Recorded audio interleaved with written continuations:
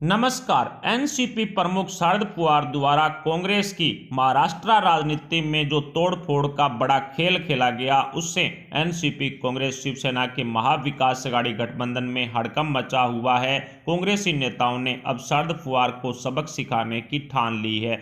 NCP और कांग्रेस नेताओं के बीच में पहले से ही काफी ज्यादा बवाल मचा हुआ था। महाविकास अघाड़ी गठबंधन में 44 कांग्रेस के विधायकों का समर्थन है, लेकिन उसके बावजूद भी कांग्रेस के हाथ में कुछ नहीं है। कांग्रेस खाली हाथ है। सारे के सारे मलाईदार मंत्रालय एनसीपी प्रमुख शरद पवार ने अपने पास रख रखे हैं। उप मुख्यमंत्री की गद्दी भी रख रखी है और सीएम गद्दी खुद उद्धव ठाकरे के पास है।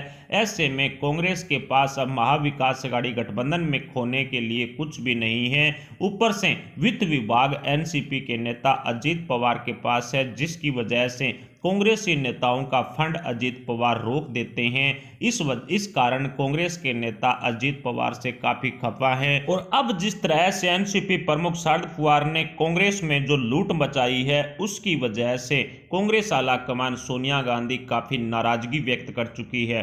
कुल मिलाकर के कहा जा सकता है कि महाविकास अघाड़ी गठबंधन निर्माण के 1 साल बाद में तीनों पार्टियों के बीच में बवाल इतना ज्यादा बढ़ गया है कि अब महाविकास अघाड़ी गठबंधन चाइनीज माल की तरह बन चुका है। चले तो चांद तक, ना चले तो रात तक। कुल मिलाकर के साफ कहा जा सकता है कि अब महाविकास अघाड़ी गठबंधन में एनसीपी और कांग्रेस के नेताओं में जो आपसी बवाल मचा हुआ है, घमासान मचा हुआ है, उससे महाविकास अघाड़ी गठबंधन पर संकट के बादल मंडराएंगे। अब एनसीपी की तरफ से कांग्रेस को जिस तरह से करारा जवाब दिया जा रहा है कि आपसे आपके पार्षद संभल नहीं रहे, कांग्रेस के नेता आपसे संभल नहीं रहे, कांग्रेस के नेताओं में सोनिया गांधी के संवाद की कमी है और ऊपर से जो लेटर वार किया गया था, उस पर भी एनसीपी ने काफी अपनी नाराजगी व्यक्त की थी। शरद पवार खुद नाराज हो गए थे। इस तरह के बयानबाजी के बाद ये तो साफ हो चुका है कि महाविकास अघाड़ी गठबंधन में अब एनसीपी और कांग्रेस के बीच में जो दरार पड़ी हुई है, वो कभी भी कम नहीं हो सकती। दोनों पार्टियों के नेताओं में जो आपसी बवाल मचा हुआ है, वो अब कम होने का नाम नहीं ले रहा। लेकिन जिस तरह से शिवसेना प्रमुख उद्धव ठाकरे इन दोनों पार्टियों के बीच में फंस चुके हैं, दोनों पार्टियों के आपसी घमासान में अब उद्धव ठाकरे की सीएम कुर्सी पर संकट मंडराने लगा है, उससे ये साफ दिखाई दे रहा है कि उद्धव ठाकरे की सत्ता भी उनके हाथों से खिसक सकती है। भारतीय जनता पार्टी के नेताओं ने भी उद्धव ठाकरे के गढ़ में सेंधमारी कर ली है, जिसकी वजह से शिवसेना के कई बड़े नेता बीजेपी में शामिल होंगे। खुद महाराष्ट्र के पूर्व मुख्यमंत्री और बीजेपी नेता देवेंद्र फडणवीस की तरफ से इस तरह की जानकारी साझा की गई थी। ऊपर से प्रधानमंत्री नरेंद्र मोदी जी की लोकप्रियता भी दिनों दिन बढ़ती जा रही है। राहुल गांधी जिस तरह से कभी भी प्रधानमंत्री नहीं बन सकते, ये बात यूपीए के नेताओं को साफ हो चुकी है। उस वजह से भी अब महाविकास अघाड़ी गठबंधन को कई बड़े नेता झटका दे सकते हैं। अजीत पवार, अशोक चव्हाण की बगावत को लेकर के तो पहले से ही चर्चा चल रही है कि अजीत पवार किसी भी वक्त एनसीपी प्रमुख शरद पवार को झटका देंगे और यही कारण रहा जिस तरह से शरद पवार और अजीत पवार के बीच में नाराजगी चल रही है। उसी कारण अजीत पवार ने कांग्रेसी नेताओं का फंड रोक करके एनसीपी और कांग्रेस पार्टी के अंदर काफी ज्यादा बवाल पैदा कर दिया है। सारे के सारे वित्त विभाग अजीत पवार के पास होने की वजह से अजीत पवार कांग्रेसी नेताओं का फंड रोक लेते हैं, जिसकी वजह से कांग्रेस से आलाकमान सोनिया गांधी नाराज हो जाती है, क्योंकि कांग्रेसी जो महाराष्ट्र के नेता हैं वो सोनिया गांधी को इससे शिकायत करते हैं। इसकी वजह से दोनों पार्टियों के बीच में बवाल काफी ज्यादा बढ़ गया है।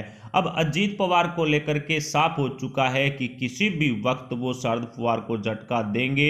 अजीत पवार राजस्थान में सचिन पायलट की तरह मुख्यमंत्री की गद्दी पर बैठने के लिए राजनीति में सक्रिय हैं और साथ ही अजीत पवार अपने बेटे पार्थ परिवार का राजनीतिक भविष्य सुधारना चाहते हैं, जिसकी वजह से अजीत पवार के पास एनडीए में शामिल होने के अलावा दूसरा कोई चारा नहीं बचा है। कुल मिलाकर के कहा जा सकता है कि चाचा भतीजा और पवार परिवार के अंदर जो आपसी बवाल मचा हुआ है, उसी से एनसीपी पार्टी को बड़ा झटका लगेगा। लेकिन अब जिस तरह से शरद पवार महाविकास अघाड़ी गठबंधन की सरकार में सुपर सरकार बनकर के जो एनसीपी का विस्तार कर रहे हैं, उनसे तीनों पार्टियों के अंदर बवाल मचा हुआ है। उद्धव ठाकरे, शरद पवार दोनों ने मिलकर के कांग्रेस को अलग थलग करने की कोशिश कोशिश की, कांग्रेस में सेंधमारी की, कांग्रेस के पर्सनल वोट बैंक में भी सेंधमारी करने का काम शरद पवार उद्धव ठाकरे कर चुके हैं। और ये लेटर वार हुआ था सोनिया गांधी की तरफ से, ये भी इसी मामले के बाद हुआ था। इस सेंधमारी की भनक कांग्रेसी नेताओं को लग गई थी और इसके साथ ही राहुल गांधी की क्षमता पर सवाल खड़े करके कहीं ना कहीं यूपीए और कांग्रेस को कमजोर करने का काम शरद पवार की तरफ से किया गया था।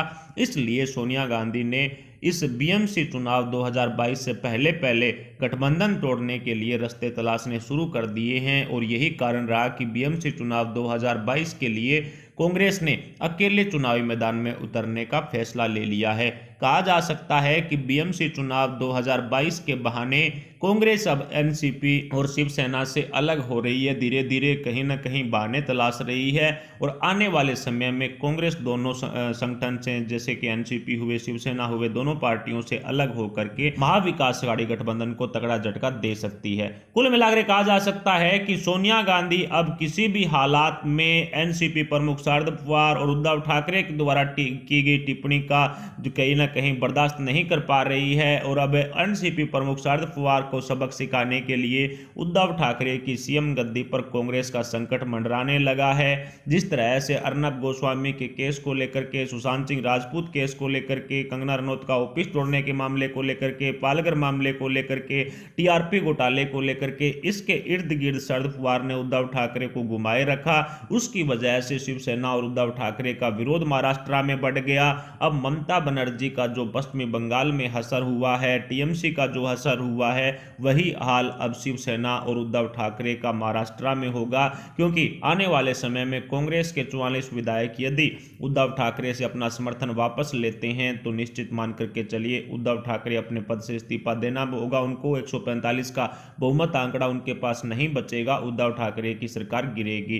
कुल मिलाकर कहा जा सकता है कि पवार परिवार के अंदर शरद पवार और अजित पवार के बीच में जो फिलहाल बवाल मचा हुआ है, उससे भी महाविकास अघाड़ी गठबंधन पर संकट छाया हुआ है। ऊपर से बीजेपी नेताओं ने उद्धव ठाकरे के गढ़ में सेंधमारी करके उद्धव ठाकरे का किला ढहा दिया है। शिवसेना के कुछ नेता बीजेपी का दामन थाम चुके हैं। आने वाले समय में कई बड़े नेताओं की बीजेपी का दामन थामने की जो घोषणा की गई है, उससे भी उद्धव ठाकरे की नींद उड़ी हुई है। ऊपर से संजय राउत की तरफ से इस तरह के बयानबाजी हर रोज कर दी जाती है, जिसकी वजह से एनसीपी, कांग्रेस, शिवसेना के नेताओं में बवाल बढ़ जाता है। कहा जा सकता है कि अब उद्धव ठाकरे की सरकार भगवान भरोसे चल रही है। अब कितने दिन उद्धव ठाकरे सीएम गद्दी पर रहेंगे, इस मामले में कुछ भी कहना मुश्किल है, लेकिन कांग्रेस की तरफ से अब कड़े रुख अपना करके कहीं ना कहीं लेटर वार सोनिया गांधी की तरफ से जो किया गया था, वो कांग्रेस का महाविकास अघाड़ी गठबंधन से बाहर निकलने का एक संकेत था। और यह साफ हो चुका है कि आने वाले समय में कांग्रेस अब शरद पवार की टीका टिप्पणी को बर्दाश्त नहीं करेगी। लेकिन शरद पवार है कि किसी तरह का सबक ना सीख करके अब एनसीपी पार्टी के विस्तार में लगे हुए हैं, उसमें व्यस्त है।